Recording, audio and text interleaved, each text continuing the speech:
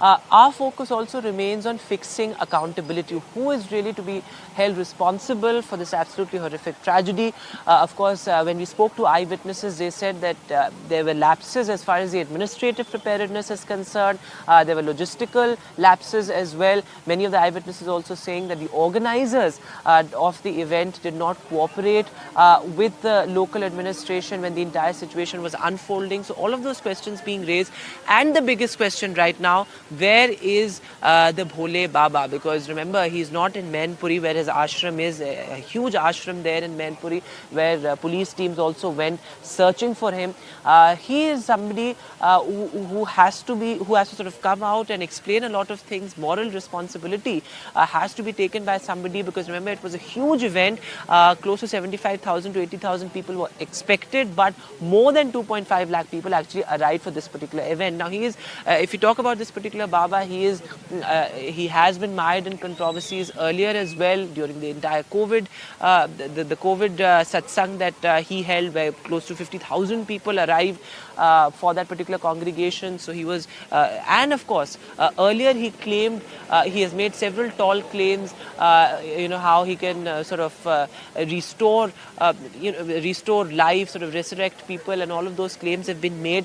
And in fact, when I spoke to one of the organizers, they said this is God's will. So many larger questions being raised. The Baba has not even come out and said anything about this controversy, about this entire tragic incident. He's not, sort of condoled the deaths of people. So many larger questions being raised. In fact, my colleague Ravish Ranjan Shukla reports from Mainpuri, from outside the ashram, where the police teams went searching for Baba Bhole.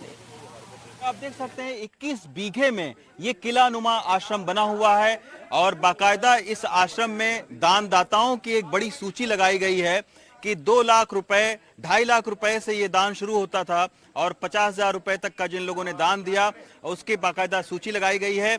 और ये जो शख्स है, ये जो बाबा हैं, भोले बाबा उर्फ हरि कृष्ण साकार बाबा इनको लोग बोलते हैं। और ये जो शख्स है, इसका एक नाम सूरजपाल है, जो कि 1999 तक उत्तर प्रदेश की पुलिस में जो एलआईयू शाखा होती है, यानी जो गुप्त तरीके से जो काम करती है पुलिस, उसकी जो शाखा होती है, उसमें ये हेड कांस्टेबल थे। 1999 में इन्होंने वीआरएस ले लिया और वीआरएस लेने के बाद में इन्होंने ये कहना शुरू किया कि उनका ईश्वर के साथ में साक्षात्कार हुआ है और वो विश्व शांति चाहते हैं। और कई सारे ऐसे स्थानीय एजेंट को इन्होंने साथ में लिया कि उन एजेंटों ने बाबा का प्रचार प्रसार करना शुरू किया और ये कहा कि बाबा के हाथ में चक्र दिखता है उनको। तो ऐसा कहकर इस पूरे इलाके में बाबा ने अपना आभा मंडल बढ़ाया और धीरे धीरे लोग उन्हें ईश्वर का अवतार मानने लगे।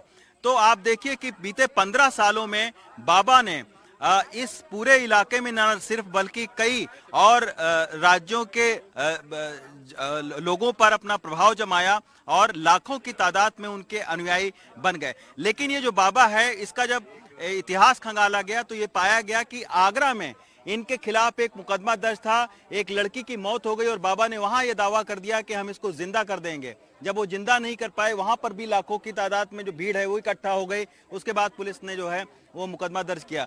ये जो बाबा हैं, ये लग्जरी गाड़ियों के शौकीन हैं, अपनी पत्नी के साथ में सत्संग करते हैं और हमेशा सफेद कपड़ों में रहते हैं। तो अब आप सोचिए, अगर ये इनके अंदर इतनी दैवीय ताकत होती, दैवीय शक्ति होती, तो आखिर इतना दर्दनाक हादसा सत्संग वाली जगह पर क्यों होता। और इसमें जो लोगों की मौत हुई है वो बहुत ही गरीब परिवार के, एक सामान्य परिवार के और ज्यादा पढ़े लिखे लोग नहीं हैं। ऐसे लोगों की इसमें इस पूरे घटना में मौत हुई है।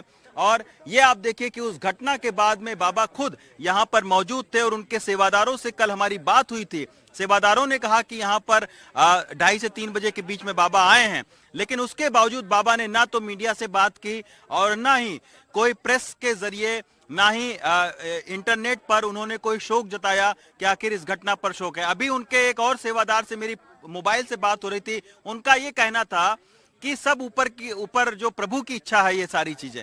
मतलब आप सोचिए कि इस देश में, इस प्रदेश में इतनी बड़ी घटना घट जाती है, 100 से ज्यादा लोग की मौत हो जाती है और उसकी जिम्मेदारी अभी तक किसी को नहीं उसका जिम्मेदार ठहराया जाता है। ये एक बड़ा इस घटना का दर्दनाक पहलू है।